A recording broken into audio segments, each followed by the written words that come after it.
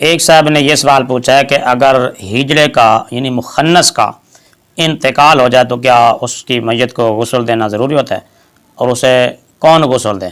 کیا اس کی نماز جنازہ بھی ضروری ہے؟ اگر نماز جنازہ پڑھی جائے تو اس میں کون سی دعا پڑھی جائے؟ اور بعض لوگ یہ بھی کہتے ہیں کہ ہجڑے کی نماز جنازہ نہیں ہوتی ہے، اسے رات کی تاریکی میں دفن کیا جائے، کیا یہ درست ہے؟ کیا خسرے ہجڑے مخنث شریعت کے احکام کے مکلف ہوتے ہیں؟ کیا خسروں کو ہجڑوں کو خیرات دینا جائز ہے یا نہیں؟ تو اس بارے میں گزارش یہ ہے کہ اللہ تبارک و تعالیٰ نے اپنی حکمت تخلیق سے انسان کو پیدا کیا ہے اور اس کی دو قسمیں بنائی ہیں، ایک مذکر اور ایک مؤنث، یعنی مرد اور عورت۔ انہی کے ذریعے انسان کی نسل بڑھتی ہے، توالد اور تناسل کا نظام قائم ہے، اور دونوں کی جسمانی حیات اور ساخت بھی ایک دوسرے سے الگ رکھی ہے۔ اور ان دونوں کے درمیان ایک قسم ہے جو نہ مرد نہ عورت، جس کو مخنث یا ہیجڑا یا خسرہ کہتے ہیں۔ فقہی اعتبار سے مخنث وہ ہوتا ہے جس میں مرد اور عورتیں دونوں کی علامتیں پائی جائیں اور کسی ایک جانب کو ترجیح نہ دی جا سکتی ہو۔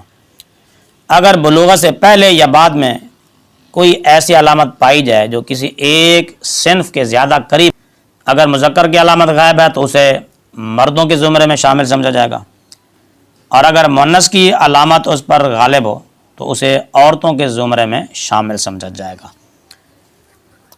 حضرت امام اعظم ابو حنیفہ رضی اللہ تعالیٰ عنہ نے ایک اور علامت بھی بتائی ہے، اور وہ یہ ہے کہ مخنث ہجڑا اگر پیشاب کی ابتدا علامت ذکور سے کرتا ہے تو اسے مردوں کے زمرے میں شامل کیا جائے گا، اگر علامت اناث یعنی مؤنث کی علامت سے کرتا ہے تو اسے عورتوں کے زمرے میں شامل کیا جائے گا۔ اگر ایسا بھی ممکن نہ ہو تو کسی ایک جانب کی علامت غالب نہ ہو تو وہ خنثی مشکل کہلاتا ہے۔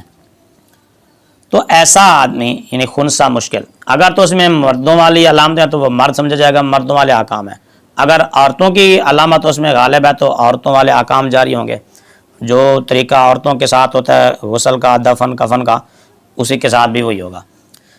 اور اگر یہ پہچان مشکل ہو جائے، خنثی مشکل ہو، تو اگر وہ چھوٹی عمر کا ہے، چھوٹا بچہ ہے اور حد شہوت کو نہ پہنچا ہو تو اور اس کا انتقال ہو جائے تو اس کو مرد بھی غسل دے سکتے ہیں، عورتیں بھی غسل دے سکتی ہیں۔ اگر وہ بالغ ہے یا قریب البلوغ ہے تو پھر اسے غسل نہیں دیا جائے گا بلکہ تیمم کرایا جائے گا۔ اگر تیمم کرانے والا محرم ہے تو اپنے ہاتھ سے براہ راست تیمم کرا سکتا ہے، اور اگر محرم نہیں ہے، کوئی اجنبی آدمی ہے، غیر آدمی ہے، تو ہاتھ کے اوپر کپڑا لپیٹ کر اسے تیمم کرایا جائے گا۔ اگر وہ بچپن میں وفات پا جائے تو نماز جنازہ میں تیسری تکبیر کے بعد بچے والی دعا پڑھی جائے گی، اور اگر بالغ ہو گیا یا بلوغت کے قریب پہنچ گیا پھر اس نے وفات پائی تو پھر بالغ والی اس میں نماز جنازہ کی جو دعا ہے وہی پڑھی جائے گی۔ بہرحال اس کی نماز جنازہ ہے اور اس کی قبر بھی عام مسلمانوں کی قبر کی طرح بنائی جائے گی، اور اسے قبر میں عام مسلمانوں کی طرح قبلہ رو رکھا جائے گا۔ اور بہتر یہ ہے کہ اگر خواتین کی میت کی طرح ہو تو جس طرح عورت کو اتارتے ہوئے پردہ وغیرہ کا انتظام ہوتا ہے تو اس پر بھی ایسا ہی ہونا چاہیے، اور اسے حسب معمول کفن بھی پہنایا جائے۔ یہ جو کہا جاتا ہے نا کہ مخنث ہجڑے کی نماز جنازہ نہیں ہوتی، جس طرح کے سوال میں آپ نے پوچھا، تو اسے اور رات کے وقت میں لوگوں سے خفیہ طور پر جنازے کے بغیر ہی اس کو دفن کر دیا جائے، یہ شرعاً غلط ہے، جس طرح کے بعض لوگوں کا یہ نظریہ ہے۔ اور اگر کچھ لوگوں نے اپنی جہالت کی بنا پر اسے جنازہ پڑے بغیر ہی دفن کر دیا ہو تو اگر میت ابھی قبر میں تازہ ہے تو قبر پر بھی جنازہ پڑھا جائے۔ اگر وہ مستحق ہے، غریب ہے، جس طرح آپ نے سوال میں پوچھا کہ اس کو خیرات صدقہ دینا کیسا ہے، تو اگر غریب ہے، مستحق ہے، تو اس کو زکوٰۃ بھی دے سکتے ہیں، فطرانہ صدقہ خیرات بھی دی جا سکتی ہے اور دینی چاہیے۔ وہ ایمان لانے اور احکام شریعت کے مکلف ہوتے ہیں۔ اگر نماز با جماعت میں شریک ہو خنثی مشکل تو وہ بچوں کی صف میں کھڑا ہوگا۔